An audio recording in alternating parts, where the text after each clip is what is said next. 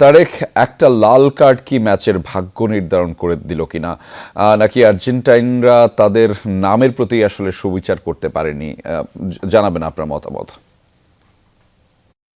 রেজা, লাল card ম্যাচের ভাগ্য করে দিয়ে এটা বলা একেবারেই ঠিক হবে না। আমি যতটুকু ম্যাচটা দেখেছি, কারণ তার আগে থেকে স্পেন কিন্তু তারা ডিজার্ভ করেছে যেভাবে তারা ম্যাচটা শুরু করেছে, এবং লাল কার্ড পাওয়ার আগ পর্যন্ত কিন্তু তারা পুরো মাত্রায় ডমিনেট করেছে। এবং আমি যেটি বলতে চাই যে বিশ্বকাপের মতো একটা বড় আসরে অনেকগুলো ম্যাচ, সেখানে একটা দিন আপনার খারাপ আসবে আর্জেন্টিনা, সেই দিনটাই আজকে খারাপ দিনটা গেছে, এবং সেটা আর্জেন্টিনার সেই ভাগ্যটাকে মেনে নিতে হয়েছে। তবে আপনি যেটি বলেন যে লাল কার্ড, এনজো ফার্নান্দেজ তিনি লাল কার্ড দেখেছেন, সেটি কিন্তু ম্যাচের একেবারে শেষ মুহূর্তে। তার আগ পর্যন্ত আর্জেন্টিনা কিন্তু শুধু প্রতিরোধ করে গেছে এবং চেষ্টা করেছে ম্যাচটাকে টাই ব্রেকার পর্যন্ত নিয়ে যাওয়ার। তার আগ পর্যন্ত আর্জেন্টিনা কিন্তু একটা আক্রমণও এই ম্যাচে করতে পারেনি। তো এটা আসলে বলা খুবই কঠিন, বা আমার মনে হয় যে ঠিক হবে কিনা যে লাল কার্ডটাই ম্যাচের ভাগ্য করে দিয়েছে। আমার কাছে যেটা মনে হয় যে যোগ্য দল হিসেবে স্পেন তারা ম্যাচটা জিতেছে এবং ফাইনাল জিতে তারা বিশ্বকাপ 16 বছর পর নিজেদের ঘরে নিয়ে গেছে। হট আর সুইটনেসের পারফেক্ট ব্যালেন্সে যে কোনো স্ন্যাক্সের আসল মজা আনে রুচি হট টমেটো সস। এই পাঁচটায় স্প্যানিশ কিছু সমর্থক তারা কিন্তু সেলিব্রেশন করছেন, যেটি আজকে বিশ্বকাপ আমি একটু দর্শকদেরকে দেখাতে চাই। নিশ্চয়ই দেখতে পাচ্ছেন যে এই পাঁচটায় স্প্যানিশ সমর্থকদের যে উদযাপন সেটি দেখা যাচ্ছে। এবং রেজাল্ট সেই কথাটাই বলছিলাম যে এবারে বিশ্বকাপের আর্জেন্টিনার একেবারে শুরুর ম্যাচ থেকে এখন পর্যন্ত এই ফাইনাল পর্যন্ত প্রত্যেকটা ম্যাচেই আমরা মাঠে ছিলাম, এবং যমুনা টেলিভিশন মাঠে ছিল। এবং প্রত্যেকটা ম্যাচে আর্জেন্টিনার ম্যাচের আগে এবং ম্যাচের পরে আর্জেন্টিনার যে উন্মাদনা সমর্থকরা, তারা কিন্তু এই বিশ্বকাপে একটা বাড়তি রং সবসময় যোগ করেছিলেন। আজকে ফাইনালে স্পেন চ্যাম্পিয়ন হয়েছে, কিন্তু এখানে কোনো সেই অর্থে কোনো সেলিব্রেশন নেই। আমরা যে দর্শকের যে উন্মাদনা দেখি সেটা কিন্তু খুব দেখিনি। আমি নিজের তো অবাক হচ্ছি যে স্পেনের এই সমর্থকরা তারা এখানে এসে হঠাৎ করে এভাবে সেলিব্রেশন করছেন, এবং একটা নকল ট্রফি বিশ্বকাপ নিয়ে কিন্তু তারা সেই উদযাপনটা এখানে করছেন। যেটি বলছিলাম যে আর্জেন্টিনা প্রতিটি ম্যাচের আগে এবং ম্যাচের পরে, আজকে আমরা যখন ফাইনাল ম্যাচটা এখানে আসলাম নিউ জার্সি, এবং এখানে এসে আমরা কিন্তু একটা নীরবতা দেখেছি। আর্জেন্টিনার সমর্থকরা যাদের সাথে কথা বলেছে তারা কিন্তু শুরু থেকে বলছিলেন যে ম্যাচটা খুব কঠিন হবে, এবং দিন শেষে সেটাই তাদের ভাগ্যে জুটেছে। এবং ম্যাচ শেষে যে কারণে আকাশী নীলের যে একটা উন্মাদনা আমরা দেখি, যে উদযাপন দেখি, সেটা কিন্তু আজকে মিসিং। এবং স্পেনের লাল জার্সি তারা কিন্তু 16 বছর পর একটা ট্রফি বিশ্বকাপ তারা ঘরে নিয়ে যাচ্ছে, এবং তারা নিশ্চয়ই তাদের মতো করে উদযাপন করছেন।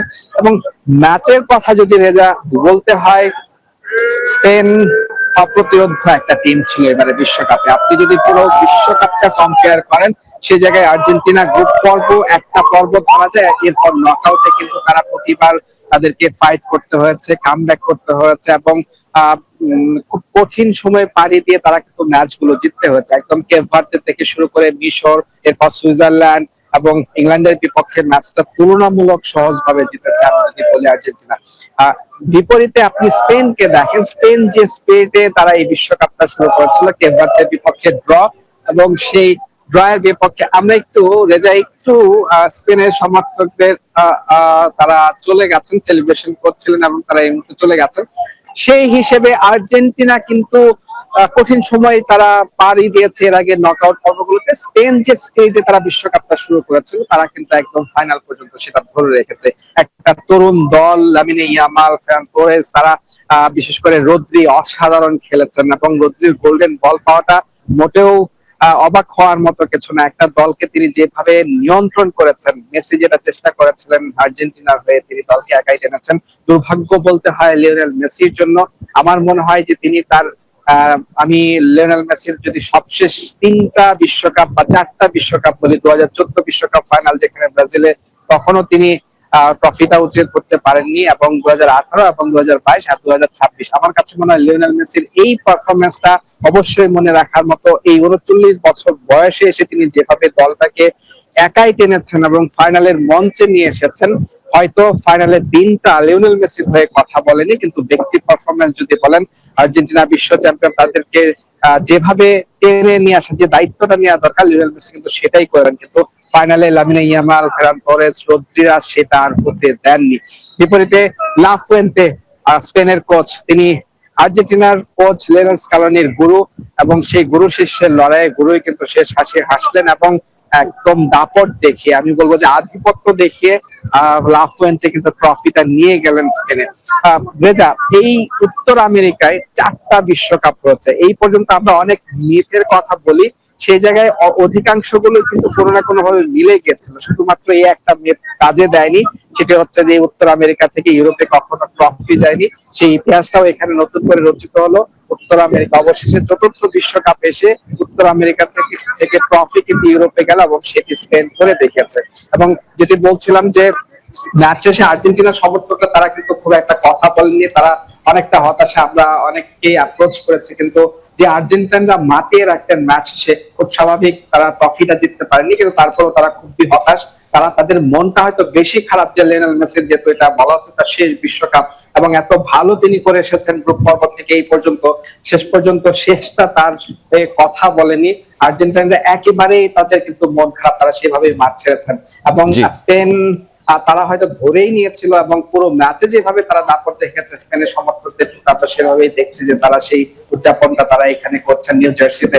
তবে দিন শেষে যদি বলি, স্পেন যোগ্য দল হিসেবে খেলেছে। আপনি কিছু পরিসংখ্যান কখনোই আপনি ইগনোর করার কোনো সুযোগ নেই। একটা ফাইনাল ম্যাচ, আপনি 90 মিনিটের নির্ধারিত সময়ের লড়াইয়ে আপনি প্রতিপক্ষের ডিবক্সে একবার মাত্র বল টাচ করতে পেরেছেন, কোনো আপনি অ্যাটাক করতে পারেননি। এটা একটা বিশ্ব চ্যাম্পিয়ন দল ফাইনালে খেললো, সেখানে এটা এটা এটা একেবারেই এটা মানে ইগনোর করার কোনো সুযোগ নেই। এবং দিন শেষে আর্জেন্টিনা সেই দুর্নাম বলেন বা যেটাই বলেন সেটার ভাগীদার কিন্তু তারা। এবং স্পেন, তারেক, আপনি বলছিলেন, আমি ঠিক এখানে আরেকটা ছোট একটা অভিজ্ঞতার কথা বা আপনার মতামতটা একটু গুরুত্ব দিতে চাই। দীর্ঘ 39 দিনের জার্নি শেষ করলো গ্রেটেস্ট শো অন আর্থ।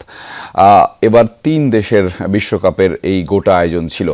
আপনার অভিজ্ঞতা আসলে কি বলে, কেমন ছিল এবারের আয়োজন? স্পেন তারা ওয়ার্ল্ড কাপটা জিতে নিয়েছে, তবে এই ম্যাচে যদি আফসোস কারোর জন্য থেকে থাকে সেটা অবশ্যই লিওনেল মেসির জন্য। এবং তিনি তার সর্বোচ্চ চেষ্টাটা করেছেন। 39 বছর বয়সে এই এমবাপ্পে, রদ্রি, ইয়ামালদের সাথে তিনি ফাইট করে আর্জেন্টিনাকে যেভাবে তিনি ফাইনালে নিয়ে এসেছেন, দিন শেষে ট্রফিটা জিততে না পারা নিশ্চয়ই তার জন্য দুর্ভাগ্যের। হয়তো শেষটা তার হয়ে কথা বলেনি, তবে আরো একটু হতাশা তো নিশ্চয়ই আছে। ট্রফিটাও জেতা হলো না, গোল্ডেন বুট, গোল্ডেন বল কোনোটাই শেষ পর্যন্ত লিওনেল মেসির হাতে ধরা দেয়নি। একেবারেই মানে সব হারানোর একটা বিশ্বকাপ কিন্তু লিওনেল মেসির কাছে, এটা বলাই যায়।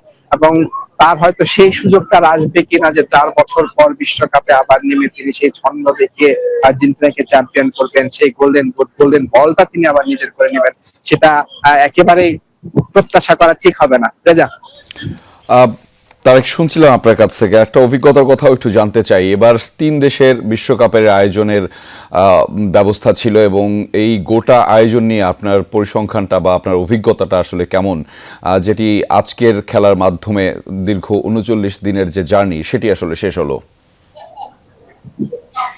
আরে যে আমি একটা বিষয় দর্শকদের সাথে একটু শেয়ার করতে চাই, সেটা হচ্ছে আমরা প্রত্যেকটা বিশ্বকাপে কোন দল কতটুকু জার্নি করলো সেটার একটা পরিসংখ্যান আমরা সবসময় আমাদের প্রতিবেদনে দিয়ে থাকি।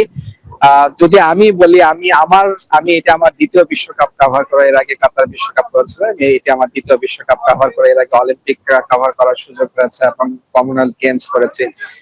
এবারের বিশ্বকাপে আমি পার্সোনালি রেজা এই মেটলাইফ থেকে শুরু করেছিলাম, এরপর কানসাস, এবং কানসাস থেকে ডালাস, ডালাস থেকে হিউস্টন, হিউস্টন থেকে মায়ামি, মায়ামি থেকে আটলান্টা, আটলান্টা থেকে আবার কানসাস, কানসাস থেকে আবার আটলান্টা, আটলান্টা থেকে নিউ ইয়র্ক, নিউ ইয়র্ক থেকে আবার নিউ জার্সি। বিশ্বকাপ অধ্যায় শেষ।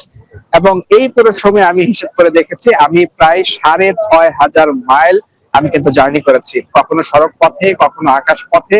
এবং আমি এই পুরো সময়টা কিন্তু ওয়ার্ল্ড কাপে আমি আর্জেন্টিনা দলের প্রত্যেকটা ম্যাচ আমার কভার করার সুযোগ হয়েছে।